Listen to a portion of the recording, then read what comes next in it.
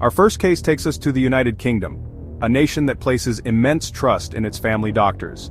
Dr. Harold Shipman, an unassuming general practitioner, would come to be known as one of the most prolific serial killers in modern history. On the surface, Shipman appeared to be the caring, reliable doctor who served his community. Yet beneath that calm exterior, he was methodically ending lives. Over decades, Shipman used his position to administer lethal doses of painkillers, morphine and other opioids, to his elderly and vulnerable patients. At first, many deaths were attributed to natural causes or complications from old age. However, as death certificates began to reveal disturbing patterns and clusters of unexplained fatalities, whispers of foul play started to emerge. Colleagues and family members began questioning why so many of Shipman's patients passed away under his care. Investigators eventually combed through hundreds of medical records and discovered a staggering number of deaths that bore the unmistakable signature of deliberate overdose. Witnesses recalled that Shipman's manner was calm, almost too reassuring, a trait that enabled him to hide his true nature. The investigation revealed that he would sometimes falsify records and even alter death certificates to cover his tracks. During his trial, the courtroom was filled with shock as the evidence mounted.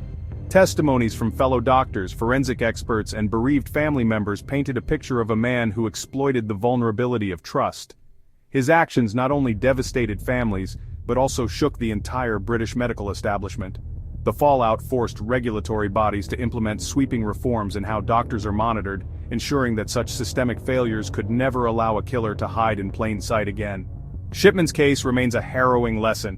When oversight fails and red flags go unheeded, a trusted professional can operate unchecked for far too long.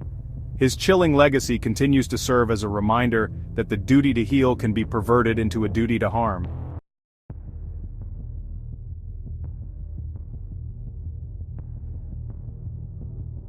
Our second case transports us to the United States, a story that sounds almost too bizarre to be true. Dr. Michael Swango was a physician whose career was marked by an insidious pattern of unexplained deaths. Swango began his medical journey with promise, but his trajectory soon took a dark turn. Swango's modus operandi was as chilling as it was calculated. Working in various hospitals and clinics, he administered drugs in carefully measured doses intended not to treat, but to kill. His victims were not only patients but sometimes colleagues who unwittingly found themselves caught in his deadly web. Over time, numerous cases emerged where patients experienced rapid declines with symptoms that defied medical explanation. Isolated incidents might have been brushed off as misfortune, but as his record grew, a sinister pattern became undeniable. Investigators eventually noticed that each hospital where Swango worked reported a cluster of unusual deaths. Despite early suspicions, his charming demeanor and impressive credentials enabled him to evade scrutiny for years. It wasn't until a persistent investigator began connecting the dots across state lines, and even international borders, that the full scale of his crimes became apparent. Courtroom testimonies revealed details that were almost cinematic in their horror. A doctor who could manipulate life and death outcomes with a practiced hand, leaving behind a trail of baffled medical staff and devastated families. Swango's trial became a media sensation, exposing the ease with which he exploited the inherent trust placed in medical professionals. The case of Dr. Michael Swango forces us to ask a difficult question. How can someone so deeply embedded in the fabric of healthcare commit acts so monstrous? His story underscores the importance of rigorous oversight and the willingness to question even those who appear most competent. Swango's legacy is a stark reminder that sometimes the very individuals we rely on for our well-being can become the architects of our undoing.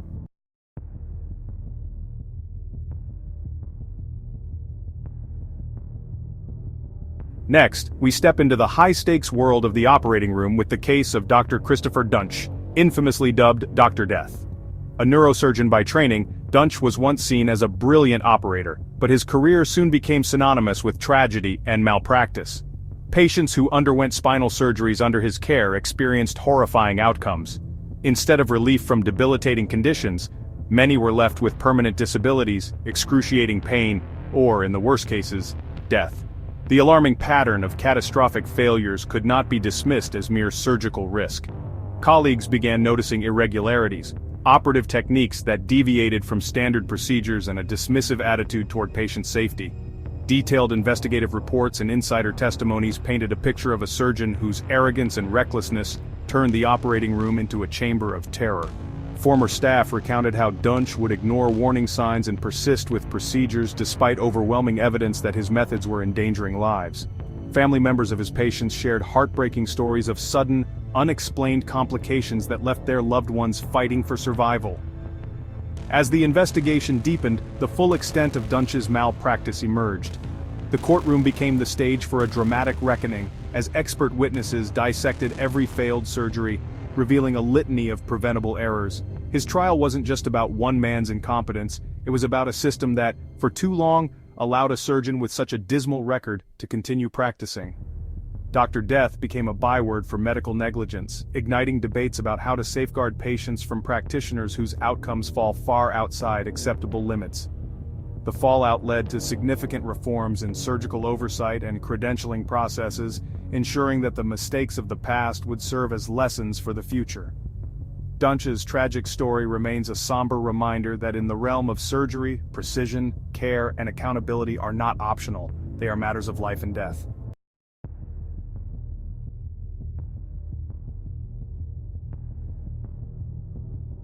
Our fourth case takes us into a world of deception where greed replaced genuine care.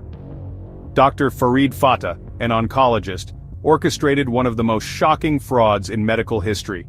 Instead of dedicating himself to treating cancer, Fata exploited the vulnerability of his patients for his own financial gain, diagnosing healthy individuals with cancer so he could subject them to aggressive, unnecessary treatments.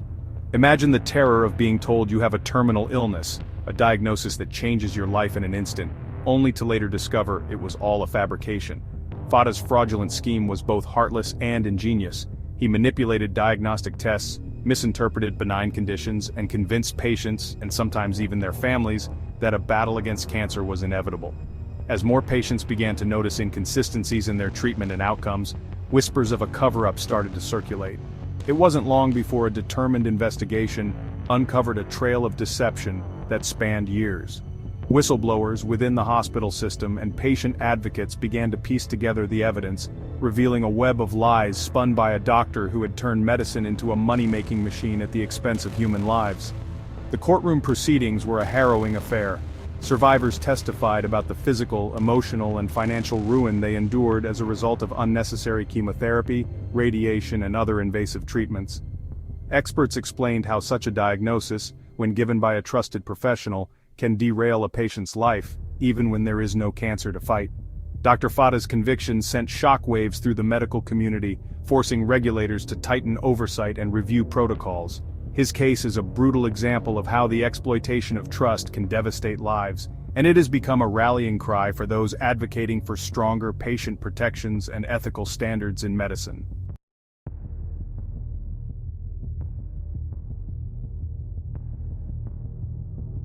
Our final case brings us into the glare of international media scrutiny, the case of Dr. Conrad Murray, whose actions directly contributed to the death of one of the world's most iconic entertainers, Michael Jackson.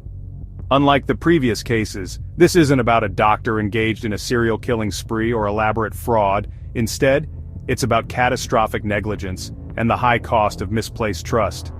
In the summer of 2009, the world was stunned by the sudden death of Michael Jackson. Investigations soon revealed that Jackson had been administered dangerous doses of propofol and benzodiazepines, potent sedatives used in surgical settings but never intended for use outside of controlled environments. Dr. Murray, Jackson's personal physician, was at the center of this controversy. Throughout the trial, evidence emerged that Murray's decisions were not those of a doctor exercising sound judgment, but of a professional who failed to adhere to basic standards of care. Testimonies from medical experts and former colleagues detailed a series of missteps, from improper dosing to inadequate monitoring of the patient's vital signs. The combination of these errors created a perfect storm that ultimately led to Jackson's tragic death. Dr. Murray's trial was a media spectacle. The courtroom was filled with emotions as families of victims, advocates, and fans listened to the unfolding evidence. His conviction on involuntary manslaughter sent a clear message. Even in high-profile cases, medical professionals must be held accountable for their actions. Murray's case sparked widespread debate about the ethical responsibilities of physicians, especially when treating celebrities who often receive treatment outside traditional hospital settings. The legacy of Dr. Conrad Murray is one of profound caution, a reminder that even well-respected professionals can falter under pressure and that the consequences of such failures can reverberate around the globe. His story continues to fuel discussions about medical oversight, patient safety, and the complex interplay between celebrity culture and healthcare. Thank you for joining me on this extended journey through Whitecoat's dark secrets. Today we delved into 5 chilling cases where doctors, trusted to heal, became the agents of harm. From the cold-blooded murders of Dr. Shipman and Dr. Swango, to the catastrophic surgical negligence of Dr. Death Duntsch, from the heartless fraud of Dr. Fata, to the tragic missteps that led to Michael Jackson's death with Dr. Murray, the stories we've heard serve as stark reminders of the critical need for accountability and oversight in medicine. Until next time, stay vigilant, question authority when needed, and remember, trust is earned, not assumed. And if you found this episode insightful, please give us a like, subscribe to our channel, and hit that notification bell so you never miss another deep dive into the dark side of truth.